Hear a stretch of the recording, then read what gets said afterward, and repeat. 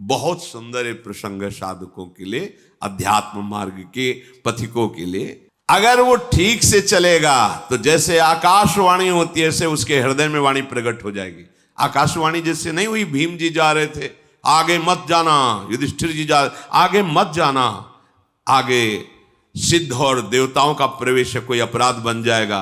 अंदर तुम्हारे आने लगे, ए सावधान, अब तुमसे गलती होने वाली है। और वो ऐसी वाणी होगी जो स्पष्ट सुनाई देगी, और आप अगर स्वीकार करेंगे तो आगे बढ़ जाएंगे। किसी से पूछने का प्रश्न का उत्तर ही नहीं।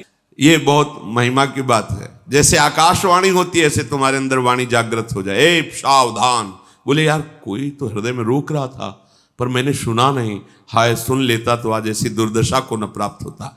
यदि आप ठीक से चलोगे तो बाहर प्रश्न करने की जरूरत नहीं, अंदर ही आपको उपदेश प्राप्त होना प्रारंभ। यह अध्यात्म मार्ग है, ये बहिर्मुख मार्ग नहीं, ये अंतर्मुख मार्ग है। मन से पाप का चिंतन होते ही संकल्प बन जाता है, क्रियाओं में उतार देता है। इतनी सामर्थ्य कलयुगी पुरुष की नहीं कि मन से किए हुए चिंतन को रोक सके, संकल्प ना बनने दे, क्रिया ना होने। तो मन से चिंतन का पाप नहीं लगता, पर वो जब उसका चिंतन हुआ, संकल्प बना, तो क्रिया तुम रोक ही नहीं सकते। पहला है मन का चिंतन, दूसरा है वाणी का पाप, तीसरा है क्रिया का पाप। अगर इन तीनों से अच्छी तरह से अपने को बचा लिया जाए तो कभी हृदय में क्लेश बाहर से पहुंच ही नहीं सकता। बाहर क्लेश में परिस्थिति है पर आप आनंदित हैं। अगर आपका हृदय क्लेशित है तो इन तीन में से कहीं एक भी होगा, तभी वो प्रवेश किया। या तो वाणी के द्वारा पाप हो रहा है, या आपके शरीर के आचरण के द्वारा पाप हो रहा है, या आपके मन के संकल्प पाप में बन रहे हैं। प्रवेश का अवसर मिल जाएगा, नहीं क्लेश हो ही नहीं सकता। जिस हृदय में नाम चल रहा है, निष्पाप है, उसका हृदय जल कैसे सकता है, क्लेशित कैसे हो सकता है? वहां तो आग लगती है भगवत मिलन की, विषय की चाह। ऐसे नीच स्वभाव वाले पाप परायण मनुष्यों से मित्रता स्थापित कर लेता है। मन से पाप का चिंतन, शरीर से पाप की क्रियाएं, वाणी से पाप की बातें बोलना, ऐसे लोगों को जो मित्र बना लेता है उसको उसी लोक की प्राप्ति होती, वही दुर्गति होती जो उसकी होती है। मित्र भी बहुत होश से बनाना चाहिए। जाके प्रिय न राम बैदेही तजिए ताहि कोटि बैरी सम यद्यपि परम स्नेही। मुझे पापाचरण में लगा रहे हो अपनी मित्रता की दुहाई देकर, ऐसा मित्र हो ही नहीं सकता। मित्र तो वो होता है जो कुपथ निवार सुपंथ चलावा, गंदे मार्ग से हटा के अच्छे मार्ग में चलाए, उसे मित्र कहते। वो तो शत्रु है, अपने को मित्र घोषित करके हमारा पतन कराना चाहता है। शरणागत हो, जैसे भी हो, मेरी महारानी जो नेक हो न रिस्कहूं, भूली हूं न होत सकी, स्वभाव है।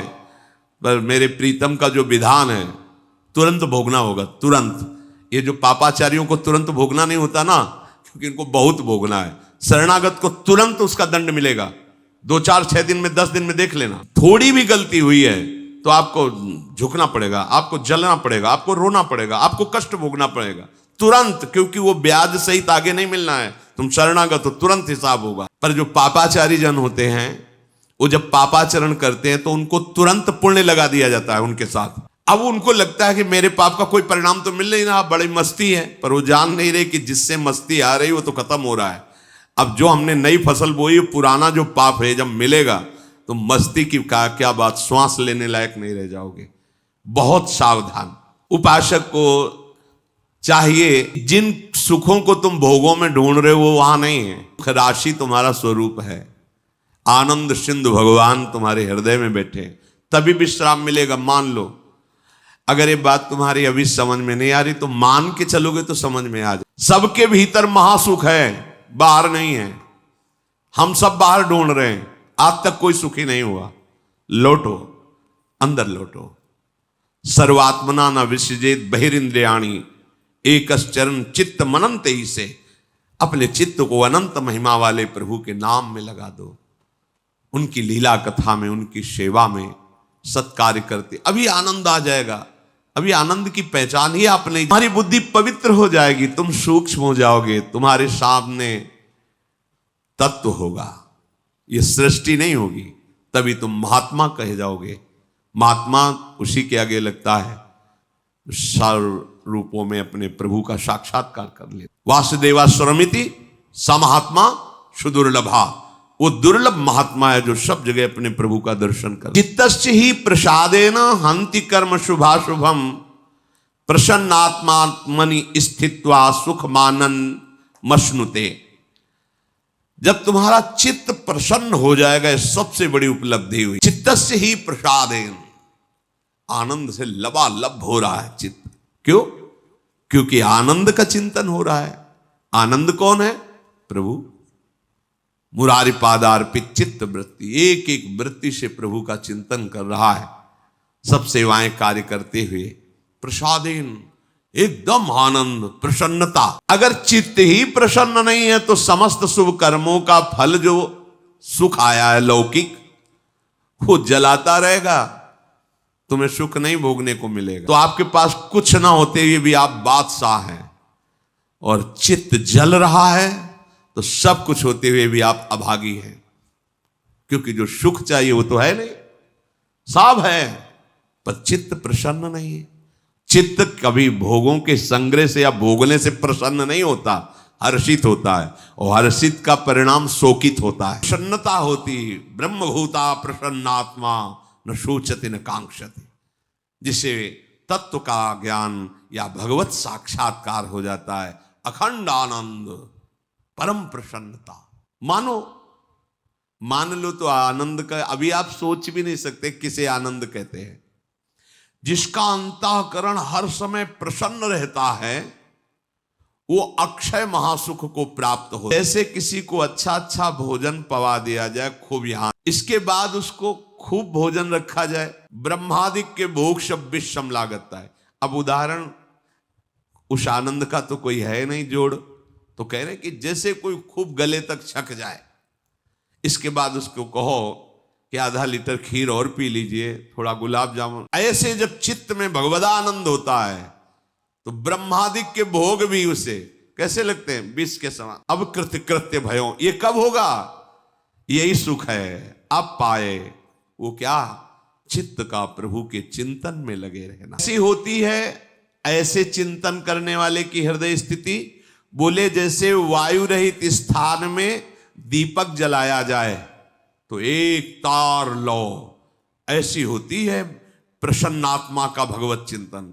स्वाभाविक हर समय भावदेह की प्राप्ति हो जाएगी तो सब क्रियाएं बंद हो जाएंगी, फिर हमारा गृहस्थी का कार्य कैसे होगा? ऐसा नहीं है।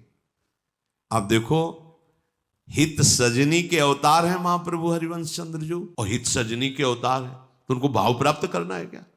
अच्छा, यहां जब वृंदावन नित्य सेवा श्री जी की प्रातः से शयन तक सेवा में कोई त्रुटि नहीं, आए हुए जनों को अब उपदेश भक्ति को कहो, जैसी विधि जाके चित रहो, लहो जो मनवांछित सफल।